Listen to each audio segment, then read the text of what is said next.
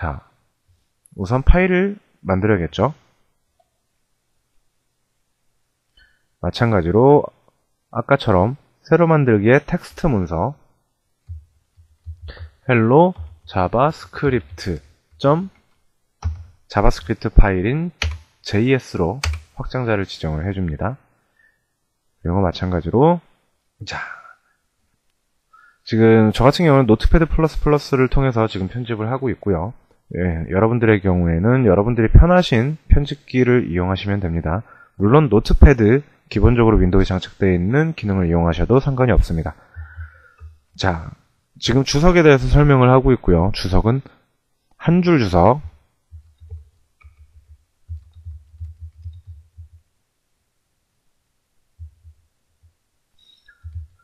이 슬래시 2개 있는 우측으로는 모두 주석으로 간주합니다.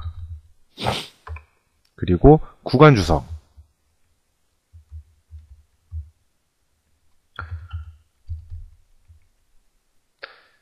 이 별표 슬래시가 나오는 부분까지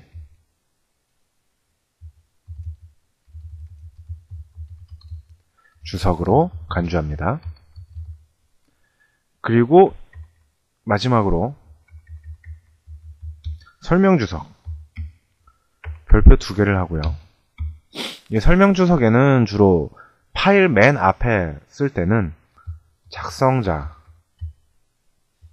그리고 작성 1, 그리고 설명, 요런 내용, 이 파일에 대해서 요런 내용들이 들어가게 되는데요. 이런 식으로 파일을 만들어 두게 되면 여러분들이 나중에 이 파일을 활용하실 때 굉장히 유용하게 활용하실 수가 있습니다. 그리고 파일을 만든 김에 이 파일을 통해서 자바스크립트를 출력하도록 한번 해보죠. 자, 여기 기존에 있는 자바스크립트는 모두 삭제하도록 하겠습니다. 자, 자바스크립트 삽입하는 방법, 앞서 한번 설명을 드렸었는데요. 스크립트 태그를 만듭니다. 그리고 스크립트 태그에는 반드시 들어가야 될 게 타입이죠.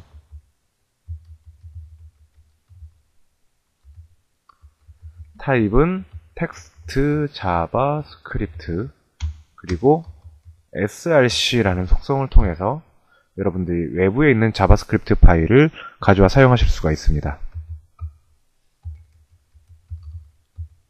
.js 같은 폴더 같은 위치에 있기 때문에 파일 이름만 적으셔도 바로 삽입이 가능합니다.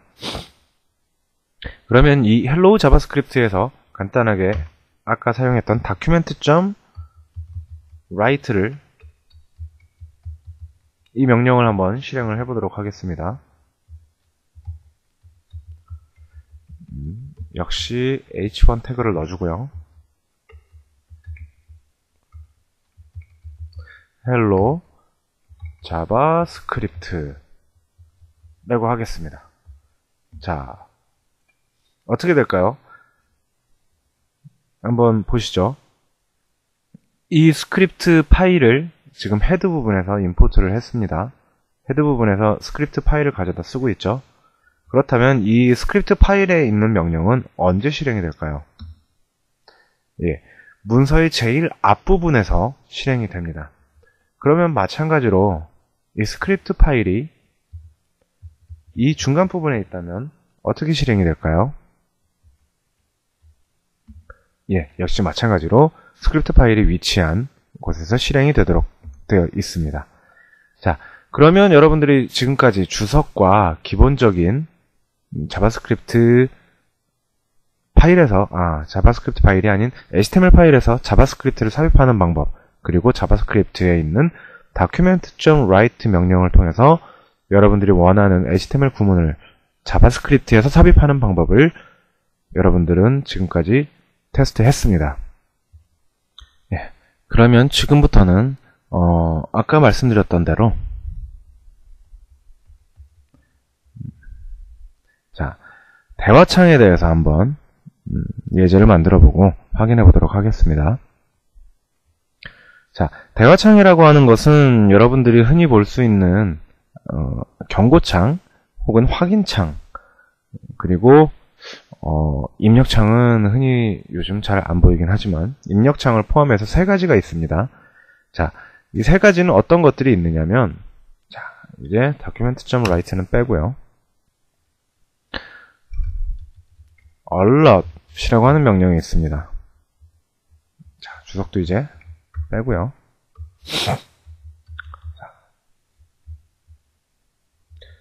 alert이라고 하는 명령은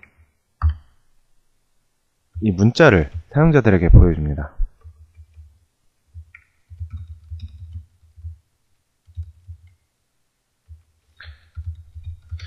단순히 보여준다기보단 반드시 알려줘야 할 때 사용을 많이 하죠.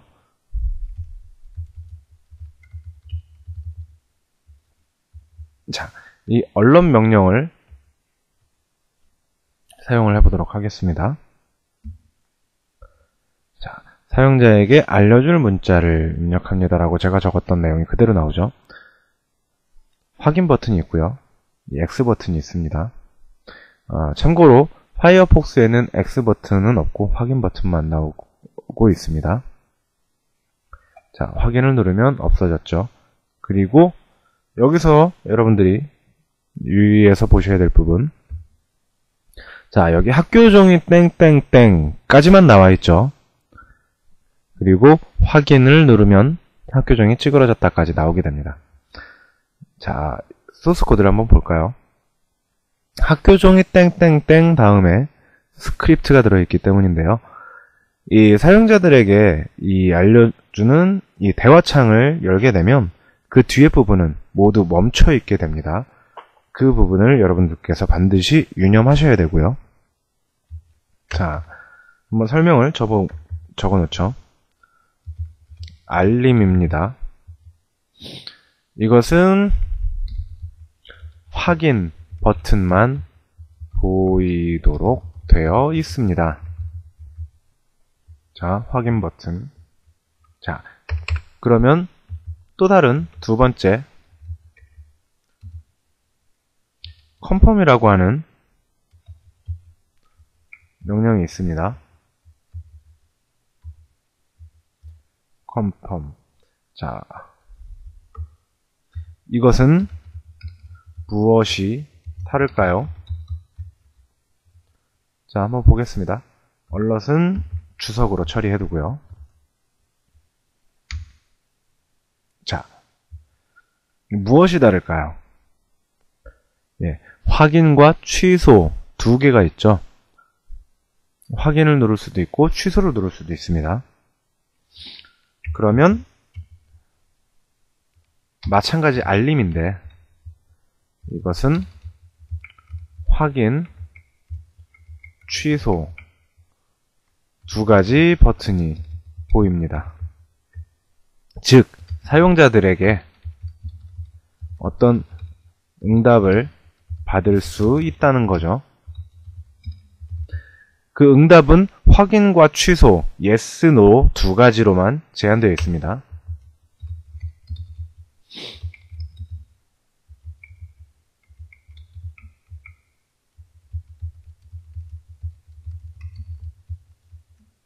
이것은 흔히 랭귀지 언어에서 이야기하는 true, false 이렇게 두 가지로 이용이 되는데요. true의 경우에는 참이라는 얘기고 false의 경우에는 거짓이라는 얘기입니다. 즉 yes, no 두 가지라고 생각하셔도 될 것 같습니다. 자, 그러면 이렇게 yes, no 두 가지를 받는 confirm이 있고요. 그리고 마지막으로 prompt라는 게 있습니다.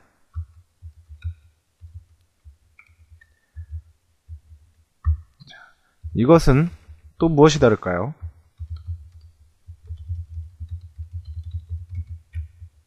자, 프롬프트를 실행시켜주면 입력받는 대화창이 나왔죠. 입력받는 대화창이 나왔습니다. 이거 굉장히 신기하죠?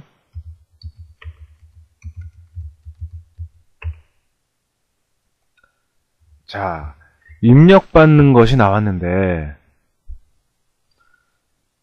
이 입력은 어떻게 받고 어떻게 사용하는 걸까요? 자, 입력받은 것을 화면에 뿌려줄 수가 있습니다. 혹은 내가 마음대로 사용할 수도 있고요. 나중에 뒤에 배우겠지만 변수라는 것이 있는데 이 변수라는 것을 통해서 입력받은 것을 담아둘 수가 있습니다. 지금 예로 한번 사용해 볼게요. 변수 우선 템프 임시라고 할게요. 자, 이렇게 이퀄 마크를 통해서 입력받은 내용을 변수에 담을 수가 있습니다. 그리고 document.write로 이것을 화면에 뿌려보도록 하겠습니다. 자, 이것은 또 무엇이 다를까요? 입력을 받을 수 있습니다. 네, 보이시죠? 입력을 받을 수 있습니다 라고 문구가 새겨졌습니다. 그럼 마찬가지로 태그를 넣어도 될까요? 아까부터 쭉 사용해오던 h1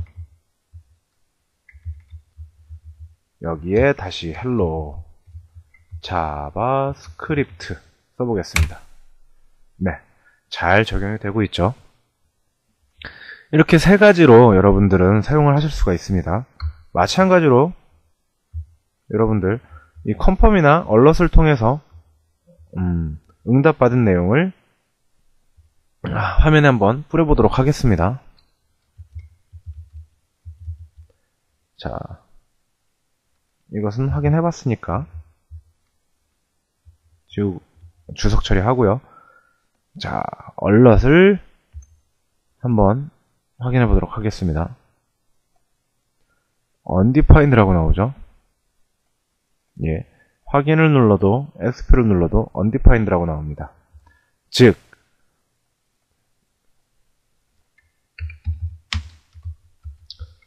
얼럿 명령은 아무것도 반환해주지 않습니다. 자, 그러면 얼럿은 확인밖에 없으니까 일방적인 알림이죠. 일방적으로 알림을 하기 위해서 사용하고요. 컨펌을 한번 해볼까요?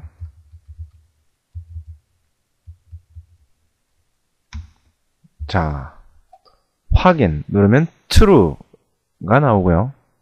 취소 누르면 false가 나옵니다. x표를 눌러도 false가 나오죠. 자, 즉 컨펌은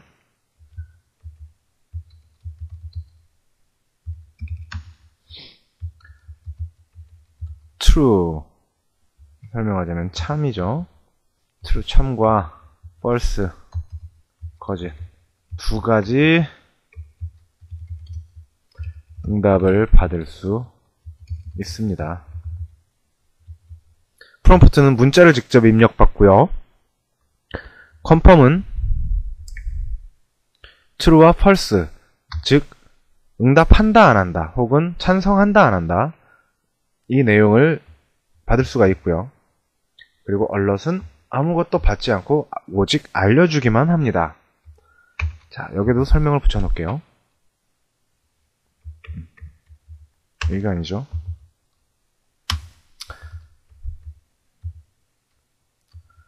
프롬프트는 명령은 사용자들이 원하는 문자를 직접 입력받을 수 있습니다. 자, 이렇게 해서 여러분들은 대화할 수 있는 가장 기본적인 방법 3가지도 같이 학습을 하셨습니다. 그러면 이렇게 여러분들이 지금까지 document.write라는 명령 그리고 alert, confirm, prompt 이 3가지 명령 포함해서 4가지 명령을 지금 여러분들은 이제 활용을 하실 수가 있게 된 겁니다. 이것을 통해서 여러분들은 자바스크립트를 활용을 하실 수 있다는 것을 배웠고요. 자, 그러면 이제 여러분들이 마지막으로 여러분들께 당부의 말씀을 몇 가지 전하고 이번 강의를 마치고자 합니다. 자, 여러분들께 당부의 말씀을 전하도록 하겠습니다. 우선 첫 번째, 줄 바꾸기를 아까워하지 마십시오. 자, 책에도 있는 내용이죠. 자, 여러분들 이렇게 줄을 이제 라인 수라 그러는데 이 줄 수를 최대한 줄이기 위해서 막 한 줄에 이렇게 세미콜론을 이용해서 또 다른 뭐 우리가 지금까지 배운 것 얼럿 명령도 쓰고요. 그리고 뭐 컴펀 명령도 쓰고요. 그리고 뭐 프롬프트도 쓰고요. 그리고 뭐 또 다른 것들을 막 한 줄에 적으실 수가 있습니다. 라인을 줄일 수 있겠죠. 하지만 이 줄을 줄인다고 해서 라인 수를 줄인다고 해서 결코 무조건 좋은 것은 아닙니다. 나중에 이 소스 코드를 보면 정신없죠. 지금 딱 봐도 어지럽고 뭐가 어디에 있는지 찾기 굉장히 어렵습니다. 즉 유지 보수가 굉장히 어려워지게 됩니다. 그래서 적당히 줄을 띄워주는 것은 굉장히 소스를 보는데 도움이 많이 됩니다. 그리고 나중에 다른 사람이 이것을 또 작업할 때 굉장히 많은 도움이 되죠. 그렇기 때문에 어떤 명령의 구분 단위로 여러분들은 반드시 줄 바꿈을 아까워하지 않으셔야 합니다. 그리고 어떤 명령이나 변수명을 지을 때 이름을 어떻게 정할지 신경을 많이 써주시길 당부드립니다. 사실 이 이름만 가지고도 대부분의 소스 코드들이 해석이 가능합니다. 이름을 잘 붙여놨을 경우. 하지만 이름을 뭐 그냥 A, B, C, D 이런 식으로 붙여놓게 되면 나중에 소스 코드의 코드 내용을 다 면밀히 검사하여야만 어떤 소스 코드인지 해석이 가능합니다. 그렇기 때문에 여러분들은 이름 붙이기에 굉장히 신경을 많이 써주셔야 합니다.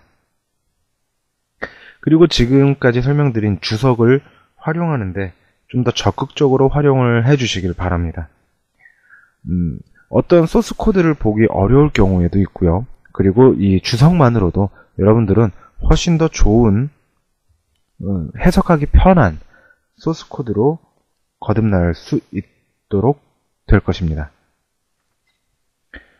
그리고 가능하다면 HTML과 CSS 파일 그리고 자바스크립트 파일을 분리해 주시는 것이 좋습니다.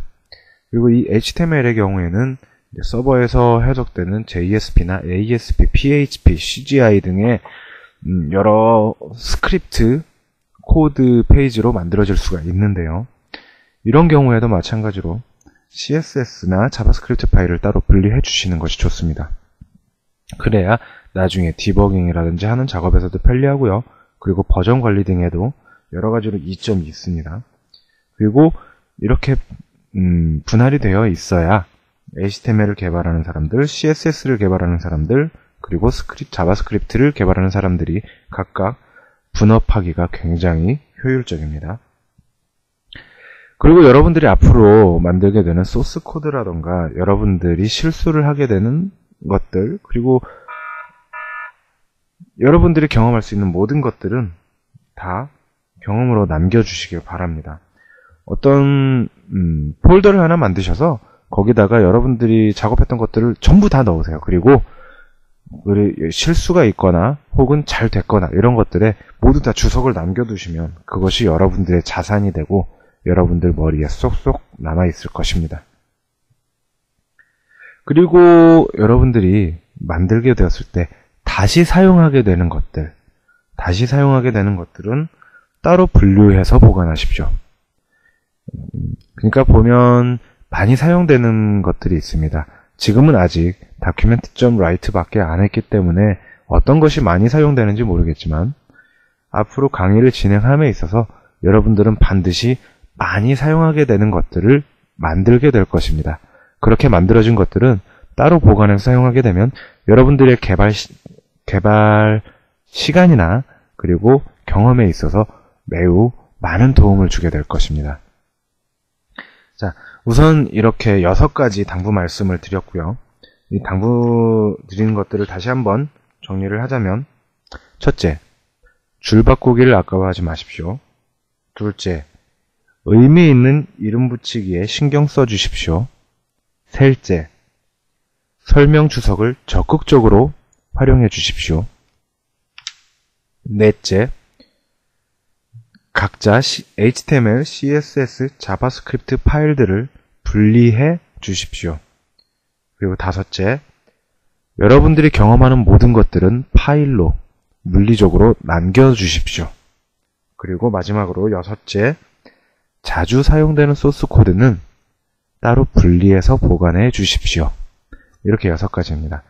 자, 오늘 강의는 여기까지 하도록 하고요. 그러면 다음 강의에서는 여러분들이 변수가 어떤 것인지, 상수가 어떤 것인지, 또 함수라는 게 어떤 것인지에 대해서 강의를 하도록 하겠습니다. 여러분 감사합니다. 지금까지 여러강의 자바스크립트의 김천호였습니다.